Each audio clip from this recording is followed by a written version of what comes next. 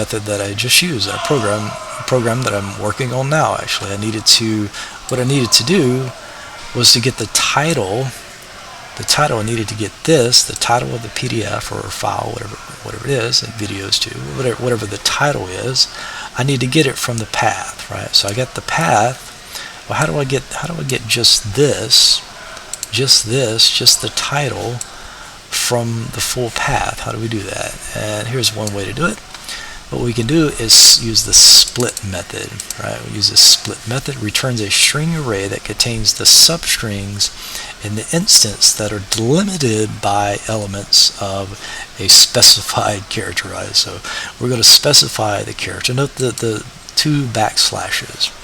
The first one is the escape character, This is a char, so there's only one character. There's only one character here.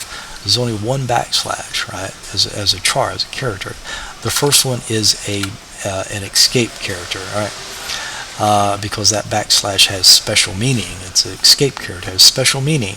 So we have to precede the backslash with the escape character, which just says don't treat this like it's special, right? Just treat it like a plain old character, right? So this first backslash says, treat that backslash like it's just a plain character, right?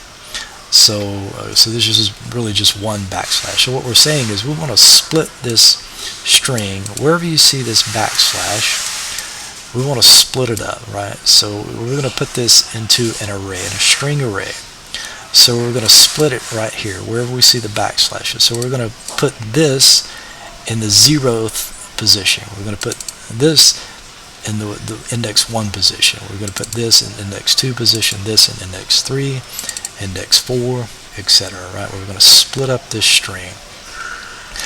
Okay, so and right here we're using this variable which holds the string array, and we're using indexing operation, right? Indexing operation.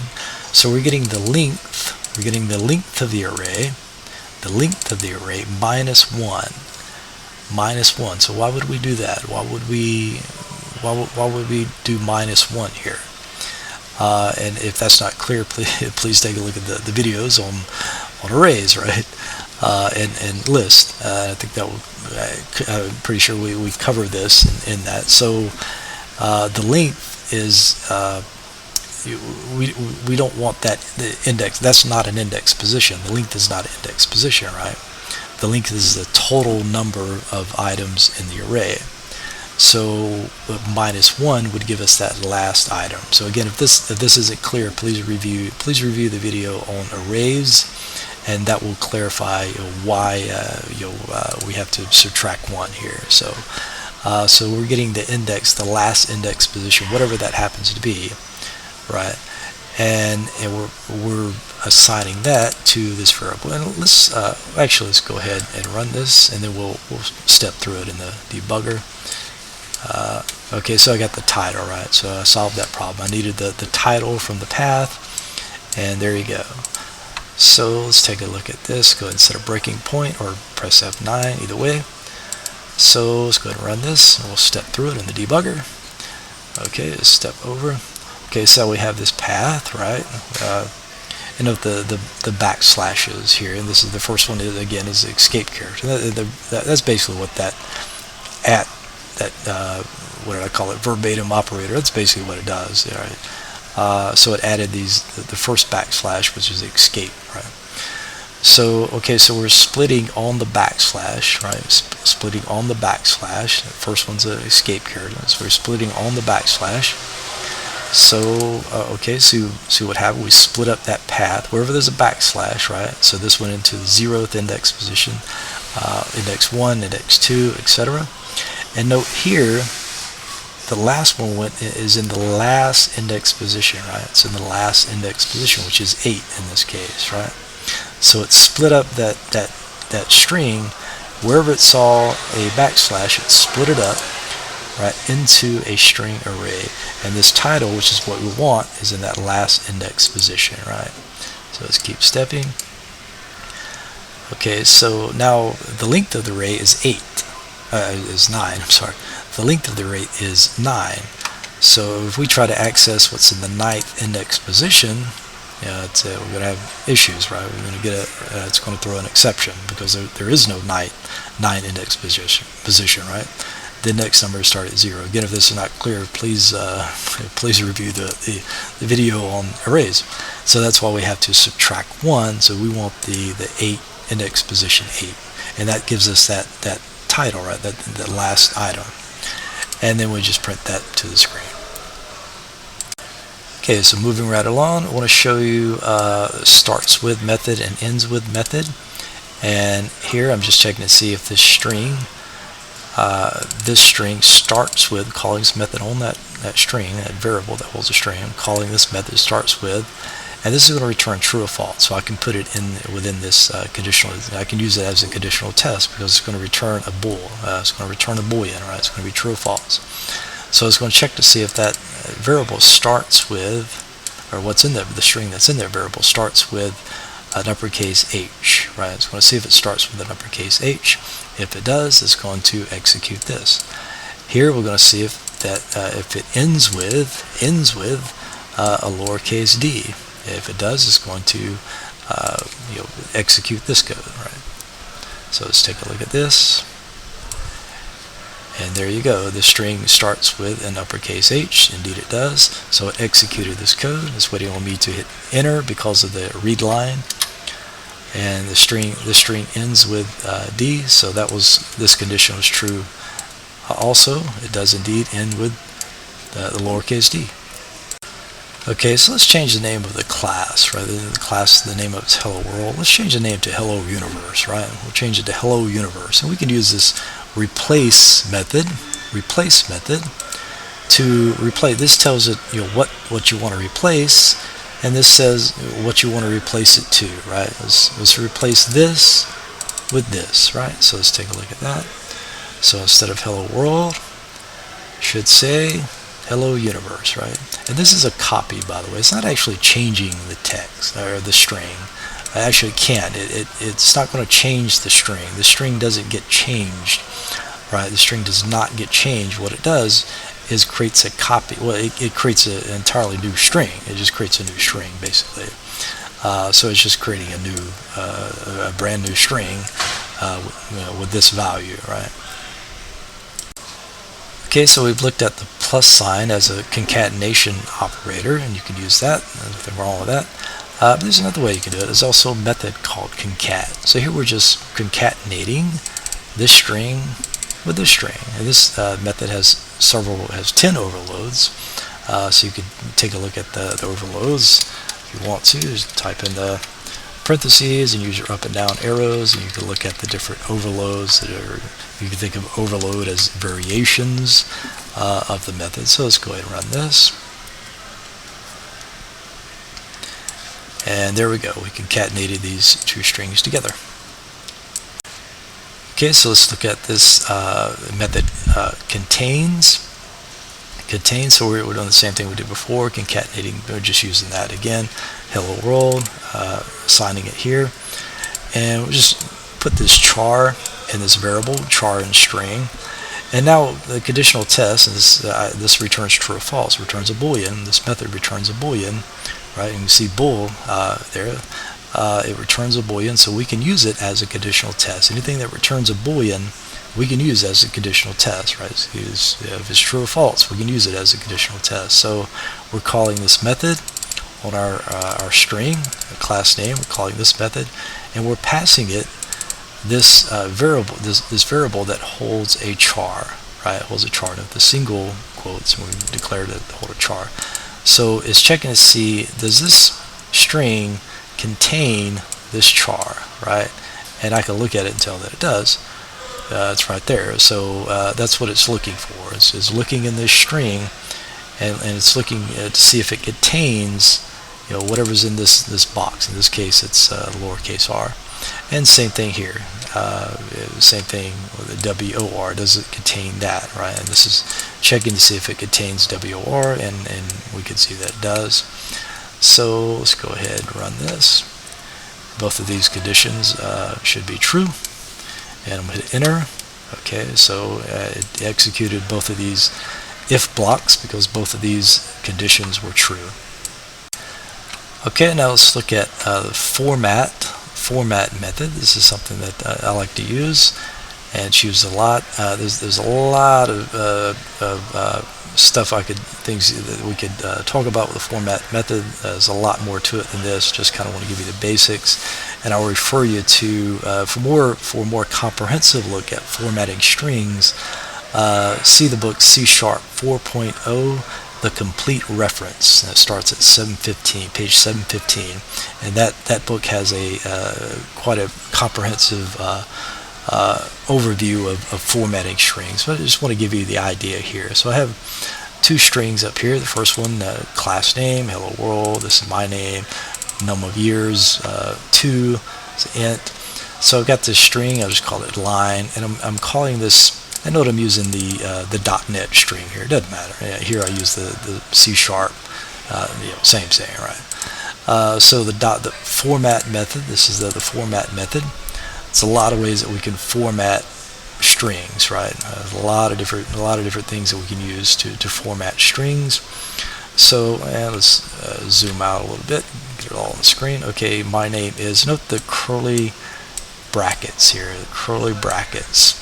And the 0 in the curly brackets. Basically, what happens is this. What's in this is these are index, right? It's just like an array list. This is 0. This is in the 0th index position.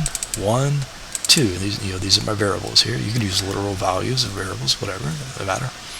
So 0, 1, 2, and they go into. This is in the 0th index position. And this would go here. This is in index 1 position. It's going to go here. This is in index 2 position. It's going to go here. So these are placeholders. These are placeholders. You can think of the curly brackets as placeholders, right, for whatever you put here, right? And it comes in handy because you may want to use this same string for different people, for different students, right? And not everybody's named Dave, and not everyone's been in here for 2 years, so that these values are going to vary. So that's count time, so we'll be back. Okay, so where was I? Okay, so you can think of these as these curly brackets for the number. These are placeholders, right? And note that the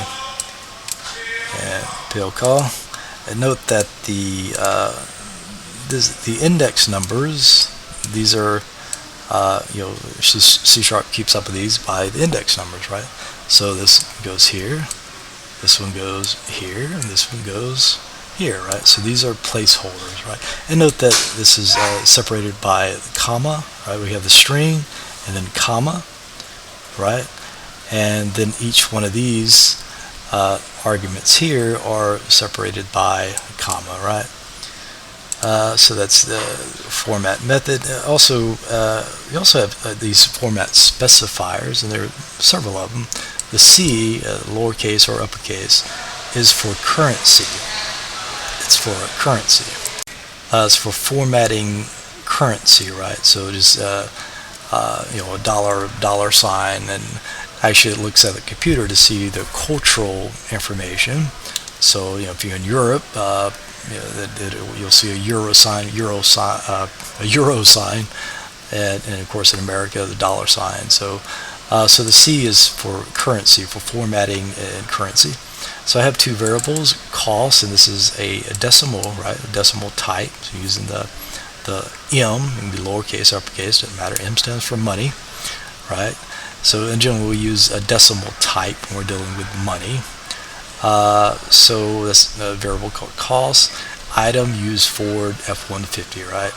So this first argument is in the 0th index position, so it's going to go here, right? This one's in index 1, so it's going to get dropped in here, and the colon C, that's my specifier. If you want to put in if you want to type in a specifier, you want to use a specifier, use a colon, you put in the colon there, and then type in the specifier. In this case it's C for currency, right? So it's going to format, whatever this is, it's going to format it for money, for currency, right? So let's go ahead and run this.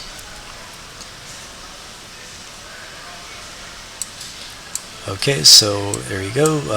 My name is Dave, and I've been in the Hello World class for 2 years, right? So you can see Dave right here in this position. This variable, whatever's in there, get dropped into this index position here, this placeholder, right? Same thing with class name, dropped into here, and number of years, it dropped into this placeholder here in this index position, right? So it's waiting on me to hit enter because of the read line method.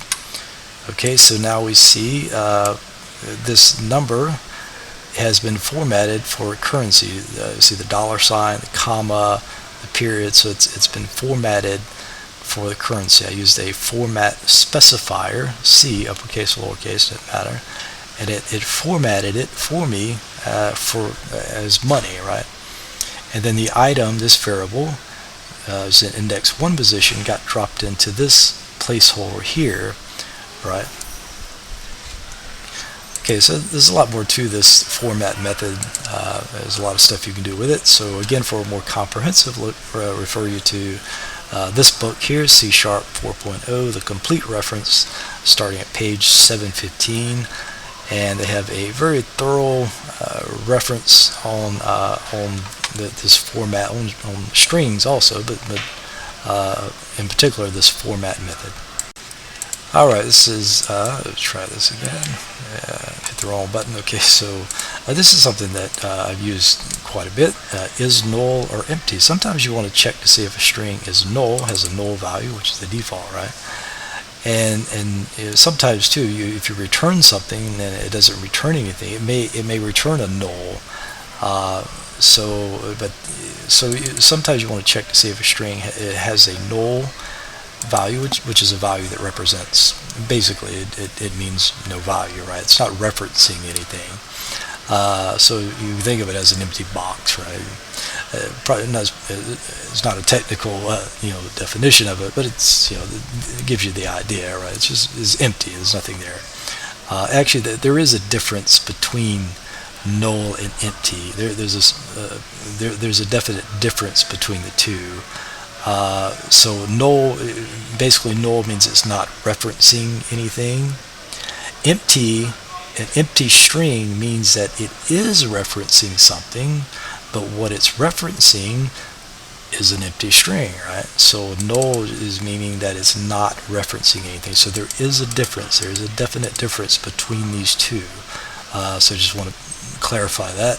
So null means it's not referencing any. This variable is not referencing anything, right? It can hold a string, but it's not referencing one. It's not referencing anything. Here it is referencing a string, but it's an empty string. There's nothing in it. And you could also use this double quotes here with no space. This is an empty string. You can do it this way. You can call this property, or use this property empty, or you can do it this way. Either way, it's the same thing. They're both same thing, right? So okay, so the is null or empty method on the string is you call it like this, string dot is null or empty, and then you put the string that you're checking in the parentheses. You pass that to this method, right? So I'm going to pass this first one, my null string, to this method, and it's going to check to see if it's null or empty. If it is, it's going to execute this, right? And then here we're going to do the same thing. We're going to pass it this string, my empty string. It's going to check that to see if it's null or empty, and if it is, it's going to execute that. So let's go ahead and run this.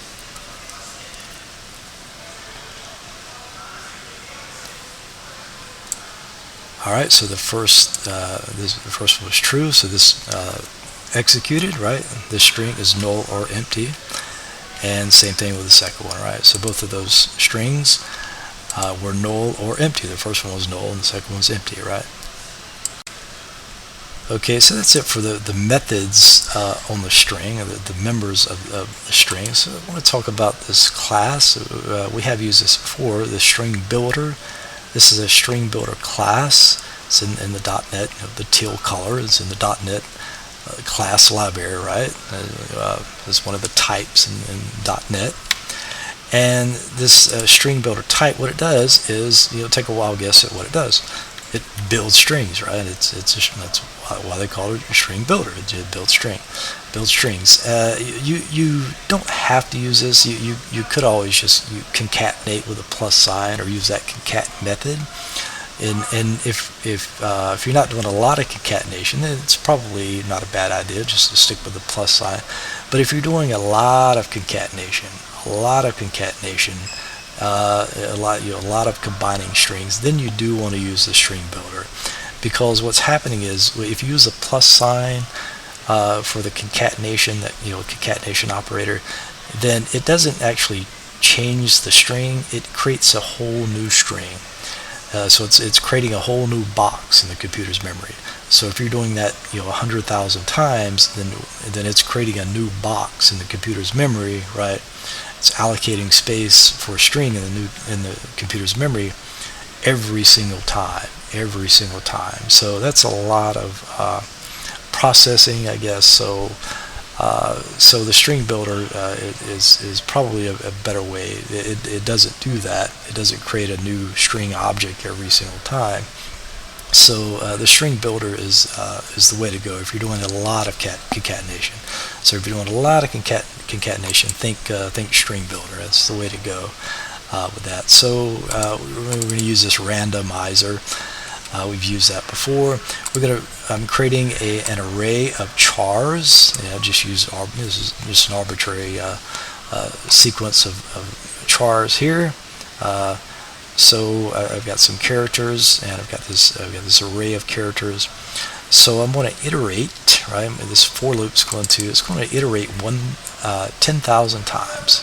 So this is going to loop 10,000 times, right?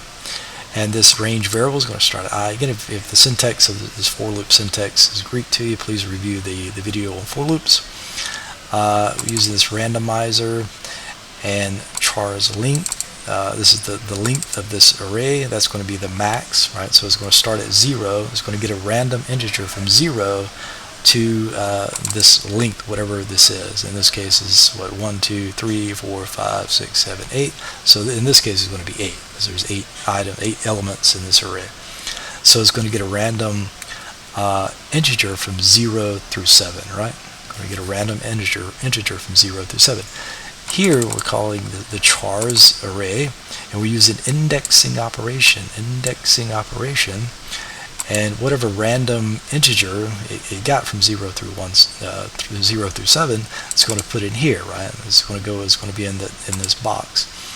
And then we're going to call the append method on the string builder object, which I just called SB. It's not very descriptive, but it's okay for now. The append method just appends or adds another string, to the string builder. It just keeps building the string, keeps adding the string to it, right?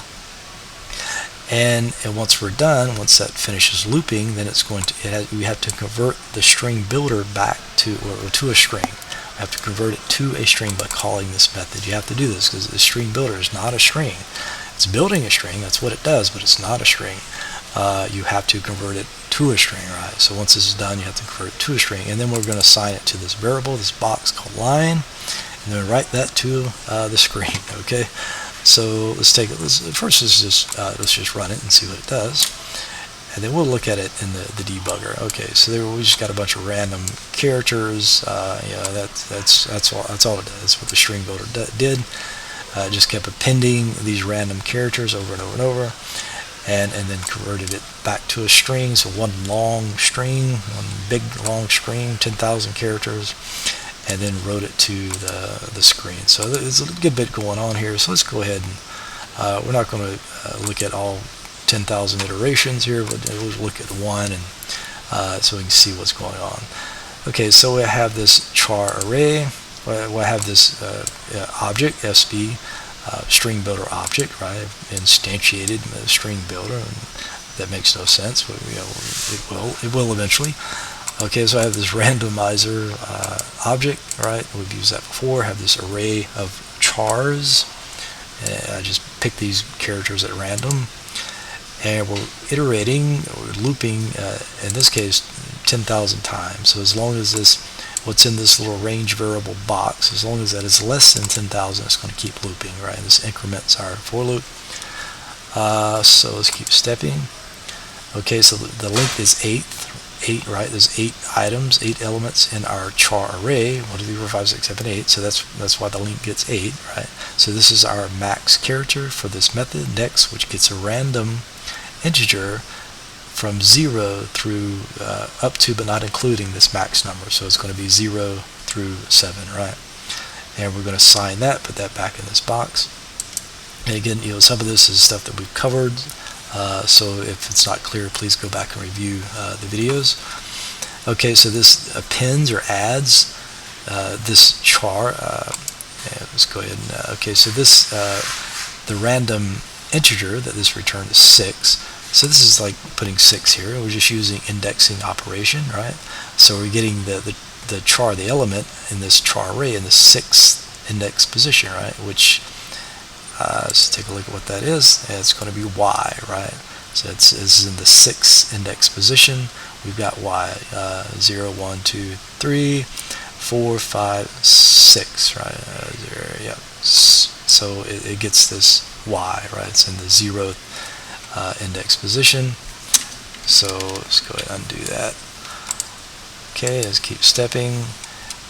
Okay, and then here we just, and it's just going to iterate 10,000 times. So we convert this SV object, the StringBuilder object, to a string and assign it to this string line, and then write that to the screen. Okay, so that's it.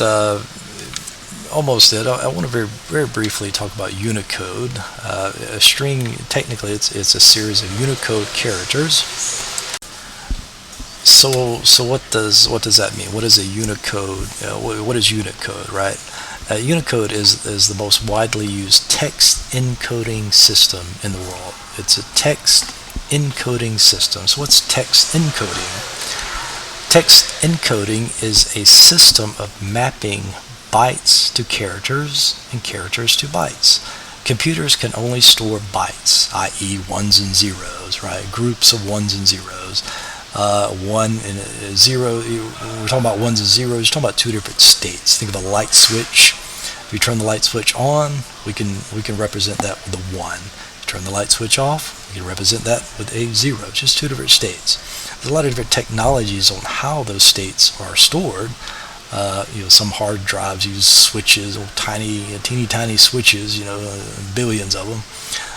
So how that's done is very complicated, and who cares? So, but the only thing we're concerned about is that it's representing 2 different states, and we call one state 1, another state 0s. Typically it'd be on and off, or whatever it is, right? So a computer can only store bytes, which is 1 byte is a group of 8 bits, right? 1s and 0s.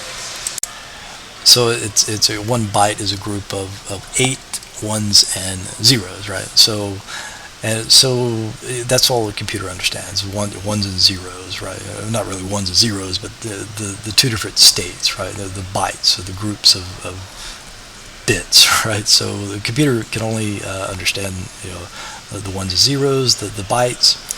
So the computer can't store the letter D, for example. It has no idea what the letter D is.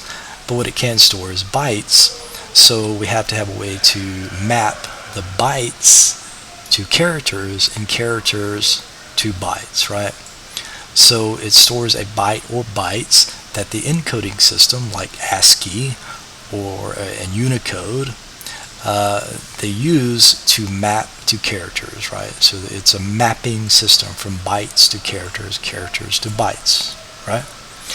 ASCII is an old text encoding system. You may have heard of this, where you store 1 byte per character, right? So you're very limited, right? Very, very limited.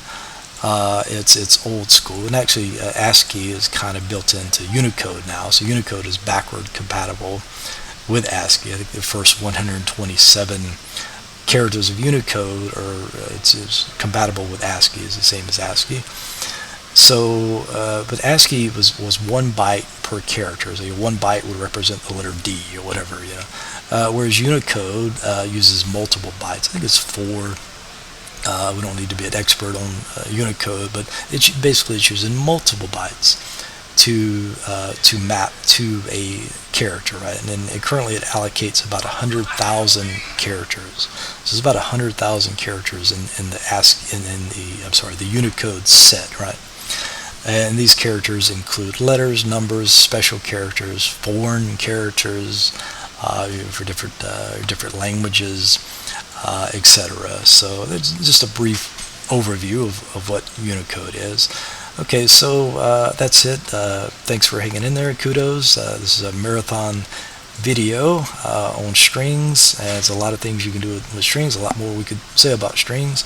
And I do recommend that you check out the additional references. One is C# 4.0, the complete reference, and the other is C# in a nutshell. And there's some other good ebooks. So that's it. Thanks for hanging in there.